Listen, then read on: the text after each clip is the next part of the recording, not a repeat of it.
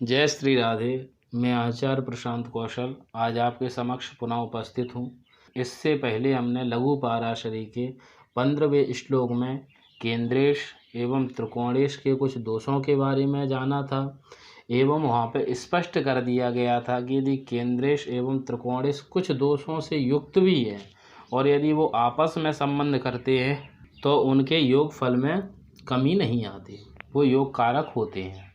अब उसी क्रम को आगे बढ़ा रहे हैं और आज हम 16वें श्लोक में योग कारकत्व का अधिक स्पष्टीकरण किया गया है, यानी योगों के बारे में अधिक स्पष्ट करके यहाँ पर 16वें श्लोक में बताया गया है। इसे आज हम समझेंगे। सबसे पहले श्लोक है निवशेताम व्यत्ययेन तावुभौ धर्म कर्मणो एकत्रान्यतरोवापि वशे चेद्योग कारकौ। अब यहाँ पे इन्होंने धर्म कर्म का वर्णन किया है, तो आप धर्म से समझे नवम भाव, नवम भाव को धर्म कहते हैं एवं दशम भाव को कर्म कहते हैं। यदि धर्म और कर्म के स्वामी यदि आपस में संबंध बनाते हैं तो प्रबल राजयोग कारक होते हैं। इसे इन्होंने 3 उदाहरण के रूप में बताया गया है, इसे आप समझें। सबसे पहला संबंध कैसे बनेगा कि कुंडली में नवमेश व दशमेश अपना स्थान बदलकर स्थित हो, यथा नवमेश दशम में व दशमेश नवम में हो तो यह एक राजयोग होगा। इन्होंने कहा है विशेष रूप से कि नवम भाव के स्वामी दशम भाव में स्थित हो जाएं और दशम भाव के स्वामी नवम भाव में स्थित हो जाएं तो एक राजयोग बन जाता है। तो आप देखेंगे कि सिंह लग्न की कुंडली में नवम भाव के स्वामी होते हैं मंगल एवं दशम भाव के स्वामी होते हैं शुक्र। तो शुक्र आके स्थित हो जाए नवम भाव में और नवम भाव के स्वामी मंगल जाकर स्थित हो जाए दशम भाव में, तो यह एक राजयोग बन जाएगा। इसके बाद में दूसरा राजयोग इन्होंने बताया है दशमेश व नवमेश दोनों दशम में या फिर नवम में स्थित हो तो यह भी एक राजयोग होगा।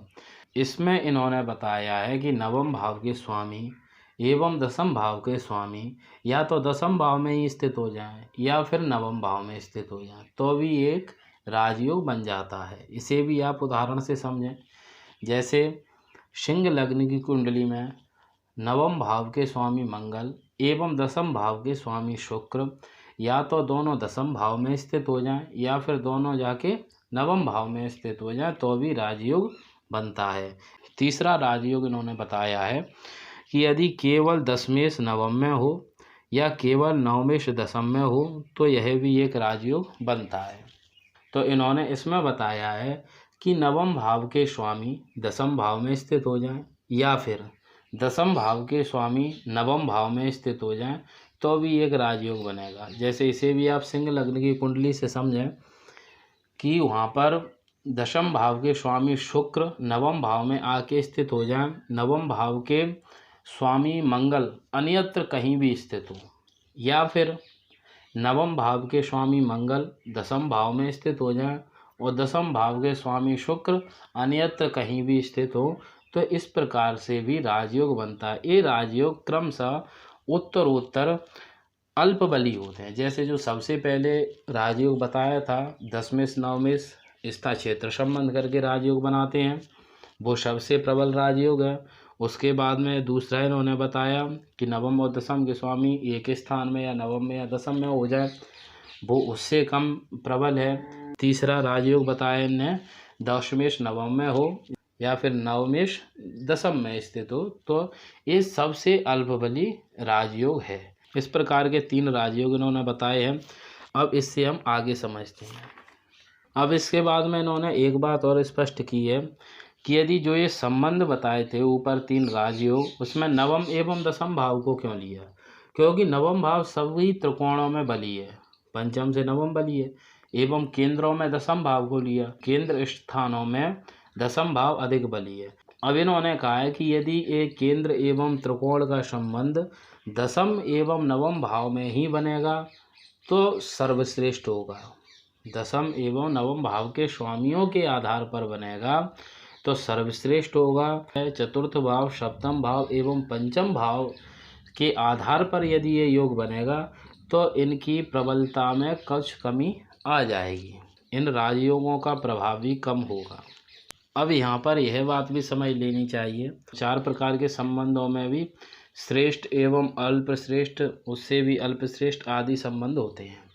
इसी प्रकार केंद्र और त्रिकोण स्थानों में भी स्थान बताए गए हैं कि पंचम भाव से नवम भाव, केंद्रों में चतुर्थ से सप्तम, सप्तम से दसम भाव श्रेष्ठ होते हैं या प्रबल होते हैं। व्याख्याकार ने एक बात और स्पष्ट की है यहाँ पे कि यदि श्रेष्ठ भावों में और श्रेष्ठ संबंध बनेगा तो श्रेष्ठ फल होगा, और यदि श्रेष्ठ भावों में जैसे दसम भाव और नवम भाव में यदि क्षेत्र संबंध बनेगा तो क्षेत्र संबंध भी श्रेष्ठ है, और नवम एवं दसम भाव भी श्रेष्ठ हैं, तो श्रेष्ठ भावों में श्रेष्ठ संबंध बनेगा तो श्रेष्ठ फल मिलेगा।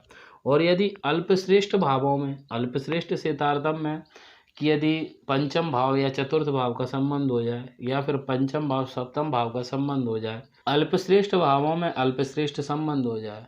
अल्पश्रेष्ठ संबंध से तात्पर्य कि यदि इन दोनों में सहावस्थान संबंध यानी दोनों एकत्र स्थिति में होके बैठ जाए, दोनों एक साथ बैठ जाए तो भी एक संबंध है, या फिर इन दोनों में पंचम भाव सप्तम भाव में क्षेत्र संबंध भी क्यों ना बन जाए, लेकिन कम श्रेष्ठ भाव होने से, अल्पश्रेष्ठ भाव होने से और श्रेष्ठ संबंध भी बन गया, फिर भी दसम भाव और नवम भाव के संबंध की अपेक्षा पंचम भाव और सप्तम भाव के संबंध में कम फल एवं अल्पश्रेष्ठ ही माना जाएगा। इस प्रकार के कई संबंध बन सकते हैं। दशमेश एवं लग्नेश का बन सकता है, लग्नेश एवं नवमेश का बन सकता है, लग्नेश पंचमेश का बन सकता है, पंचमेश सप्तमेश का बन सकता है, सप्तमेश नवमेश का बन सकता है, इत्यादि कई प्रकार से ये संबंध बन सकते हैं।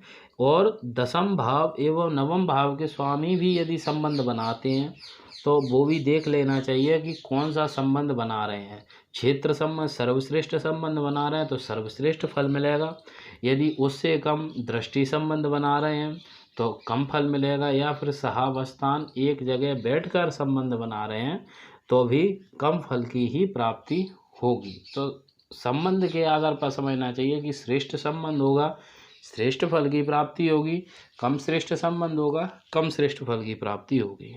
ये जो श्लोक है इसमें बहुत गहराई है, यह श्लोक बहुत गहरा अर्थ रखता है एवं इस श्लोक का अर्थ की भी सबसे अधिक आवश्यकता हमें पड़ती है, क्योंकि इसी श्लोक के आधार पर हम किसी भी व्यक्ति के जन्मांग के आधार पर उसके राजयोग आदि का वर्णन हम लोग करते हैं।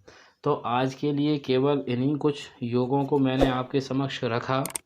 इससे आगे भी इसमें व्यत्यय के आधार पर एवं अन्यतर के आधार पर कुछ योग बताए गए हैं, उन्हें मैं आगे वाली वीडियो में आपको समझाऊंगा। तो आज के लिए इतना ही। जय श्री राधे।